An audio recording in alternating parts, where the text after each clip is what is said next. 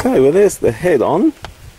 It does look so nice with the head on, makes the engine look more of an engine. Now just a little thing as well, when you take these apart, make sure that these bolts on the heads, before you put it back together, go right to the bottom, that they screw in finger all the way down, because that way if there's any stiff points on there you might get a false reading when you go to torque it up. Now here I came. Now that's the trouble when you're in the middle of nowhere. You want to make sure you got all the right tools for it. I don't know how I've done it. I came all with these sockets and a nice little torque wrench. Most of my sockets are 3/8 drive. But my socket is a 1/2 inch drive. So I thought, yep, I'll make sure I've got a nice little extension to get there, nice torque wrench, and I get a nice socket to go on it. Now I don't know how I've done it, but I've bought the wrong socket. I've bought a 9/16 1/2 inch drive socket up with me, which is very nice for doing up your manifold bolts and cam rocker shaft bolts, and I suppose a few other bolts as well. Very nice, but these are 5/8, and I haven't got a 5/8 1/2 inch socket with me. So I'm 20 minutes from the nearest hardware shop, so I shall have to go down there and buy one. Oh sugar. So I should have you one, and then we come back to this. Okay, here we are, come back with the sockets. I bought a 5/8 and 9 and 11/16 socket. Took the bonnet, what they call it, rid off. A lot more space to work on, a lot more space. Okay, done the heads up evenly round. Push rods in, make sure you see them in properly. Put that thing there, that metal plate back in, make sure you put it back the same way. I suspect what it is, it must be sent to stop oil from splashing up into the rocker cover. Maybe they used to leak with too much pressure oil coming up. Okay, now I was going to put the cam on, and I had a look at it. I haven't looked at this cam because I assumed it was alright, you know, but I noticed that, find a bit of shade, see, where's it gone? Can't find it. Oh, looking at the wrong spot. You see it's got a round like a bore for the push rods to go in. This one's got a flat on it. You can see that or not. Hard to see. See, it's got flat. It's flat, and these are round. Not much I can do about that. I don't know if you can get hold of those things.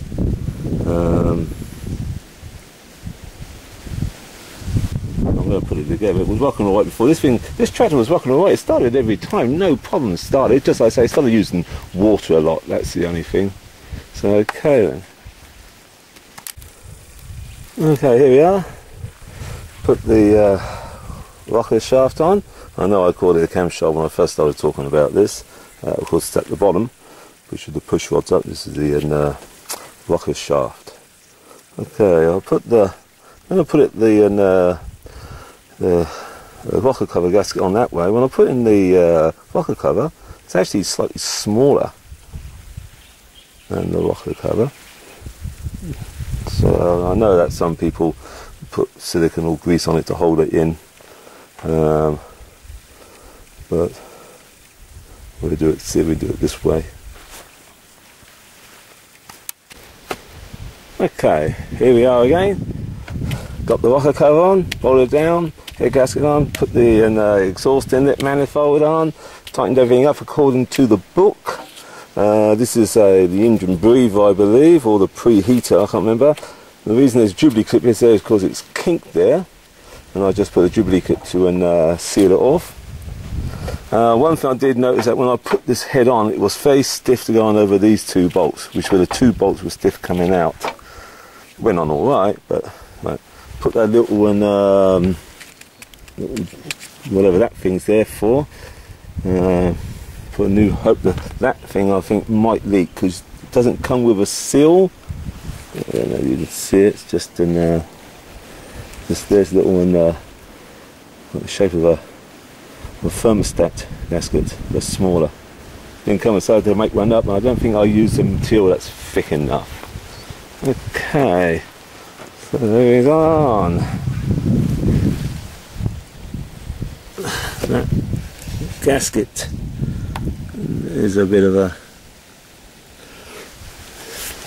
a worry as well. So we'll see. Right.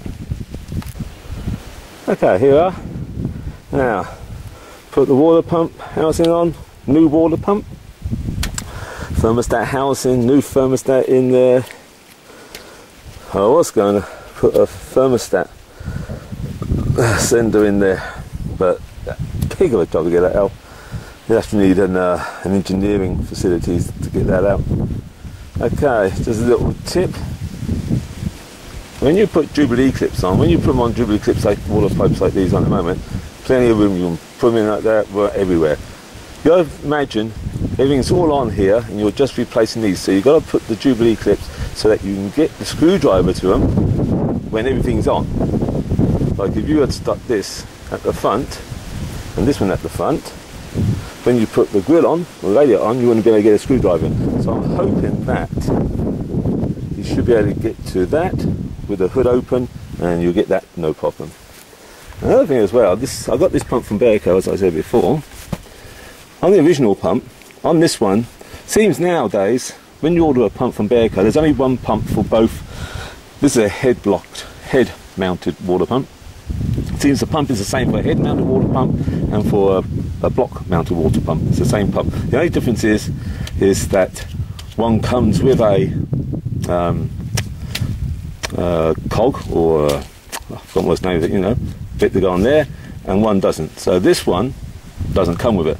When you get the bit, it comes with two parts. You get a bit to locate it, like on this one, with a tapered flat-sided bolt, and on the other one it's got a key in it.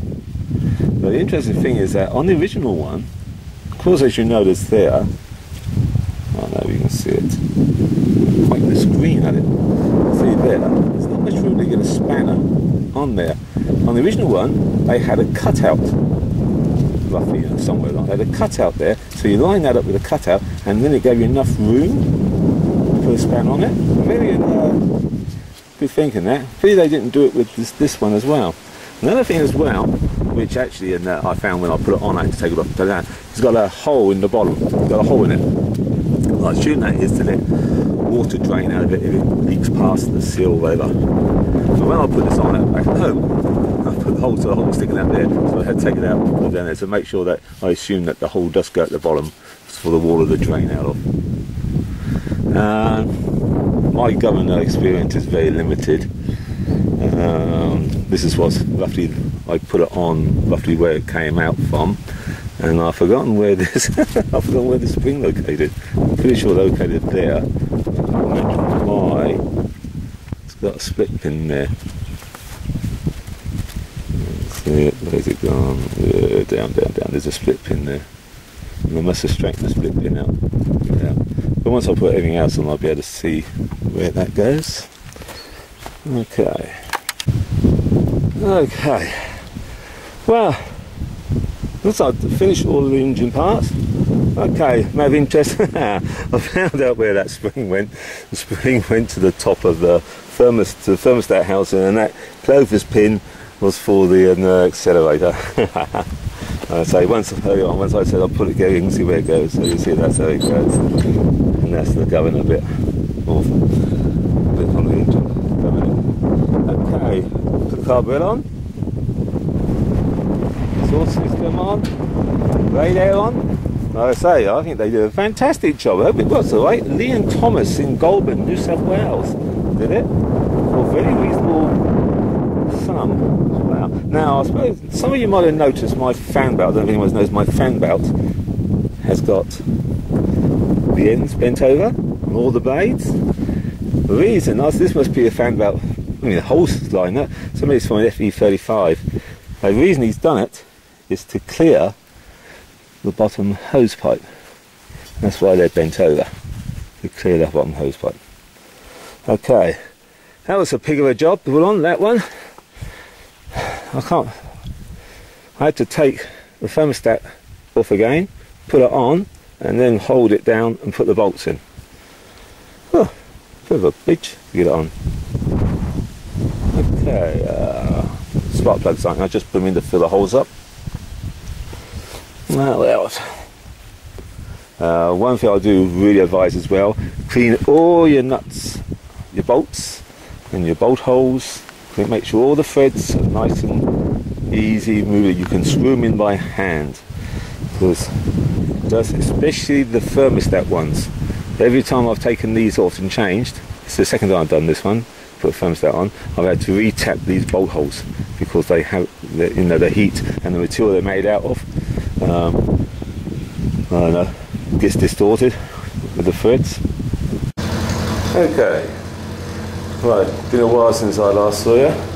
That tappet with the flat bottom, I replaced it. I had to go and buy a whole new rocker shaft second hand. Now put that in, set the tappets,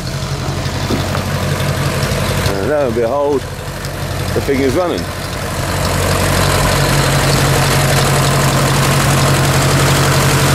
Seems to be running okay. I'm going to have to adjust the governor a bit.